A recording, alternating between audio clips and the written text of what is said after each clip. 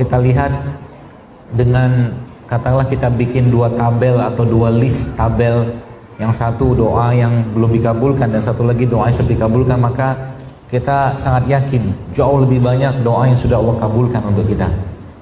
Ya, maka bersabarlah dengan dunia yang fana ini, bersabarlah dengan fitnah luar biasa yang saat ini ada pada dunia ini. Karena toh kampung kita juga bukan di sini.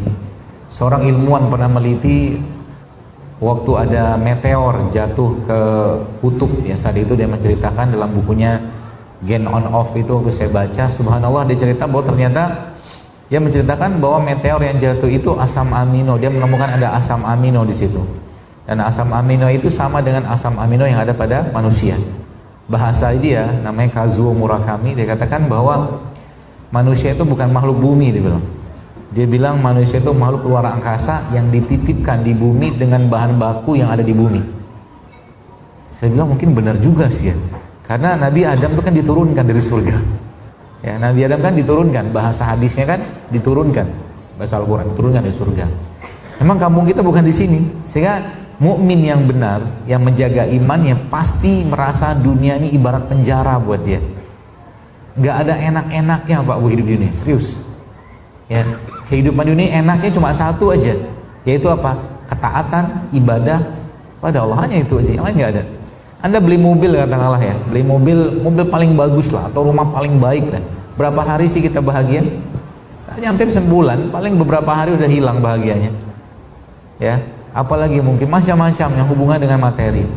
Maka Allah Subhanahu wa taala sudah memberikan janjinya kepada kita bahwa semua yang kita rasakan, dapatkan saat ini tidak lain bukan Allah yang berkehendak. Anda datang ke sini bukan karena Anda punya kaki, tapi Allah berkehendak. Anda datang ke sini. Anda datang ke sini bukan karena Anda punya mata sehingga bisa lihat jalan, bukan, tapi Allah yang berkehendak. Gitu loh. Memandang sesuatu itu nggak bisa cuman dengan sekedar mata kepala aja, nggak bisa. Kita akan melihat ya bahwa sesungguhnya banyak sekali Allah menciptakan di atas bumi ini yang sebenarnya itu dalam rangka menunjukkan bahwa ini semua ada maksud, ini semua ada tujuan. Lihat wortel, kenapa wortel dijadikan Allah, diciptakan Allah warnanya orange kayak begini. Lihat timun, kenapa dijadikan hijau kayak begini. Lihat apa buah bit kayak begini, kenapa jadi ungu atau merah kayak begini. Lihat pisang, kenapa hijau gitu kan. Semakin kita melihat kayak begini, semakin kita merasa maha suci Allah. Rabbana ma khalaqta hadza batila subhanaka faqina azabannar. Ya. Maha suci Allah sekalian telah menciptakan ini semua untuk apa? Untuk kita manfaatkan, untuk kita jadikan sarana kita untuk mengabdi kepada Allah, itu aja. Karena emang tujuan kita hidup tidak lain tidak bukan adalah itu.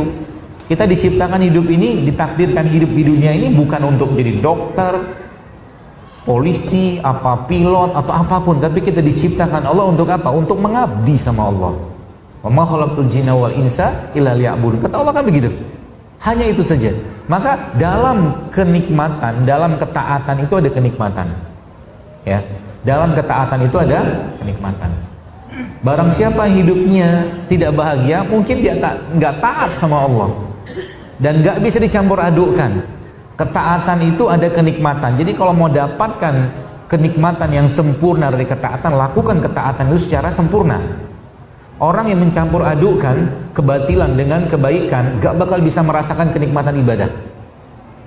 Dia sholat, dia sedekah, dia puasa, dia zakat, dia haji, tapi masih maksiat, gak bakal maksimal kenikmatannya. Kalau boleh saya katakan, kalau mau sekalian maksiat yang optimal, jangan tanggung-tanggung gitu loh. Biar maksiatnya kerasa nikmat. Tapi kan na'udzubillah min dzalik, kita bukan orang kayak begitu. Ya, kita nggak bisa kayak begitu loh sekalian. Maunya kita apa? Nikmatnya justru malah dalam ibadah. Maka jangan campur adukkan itu semua. Ya, jangan campur adukkan sesuatu yang kita nggak butuh banget gitu kan, tapi terus dikerjakan. Dan Nabi SAW memberikan petunjuknya kepada kita. Nabi bilang apa? Dalam sebuah hadis ya, tidak beriman seseorang kalau dia tidak meninggalkan, tidak beriman sempurna seseorang kalau dia tidak meninggalkan sesuatu yang tidak bermanfaat untuk dirinya. Ingat, kalau Allah menyibukkan kita dengan sesuatu yang tidak bermanfaat, kemungkinan besar kita mau dijauhkan sama Allah dari kebaikan. Sibuk dengan handphone, sibuk dengan game, sibuk dengan macam-macam sibuk nggak ada faedah, gitu loh. Itu tandanya apa? Tandanya Allah tidak menghendaki kebaikan untuk kita. Demikian juga dengan orang yang menghendaki kebaikan. Kalau Allah menghendaki kebaikan pada seseorang, maka Allah akan jadikan dirinya, Bapak sekalian, sibuk dengan kebaikan.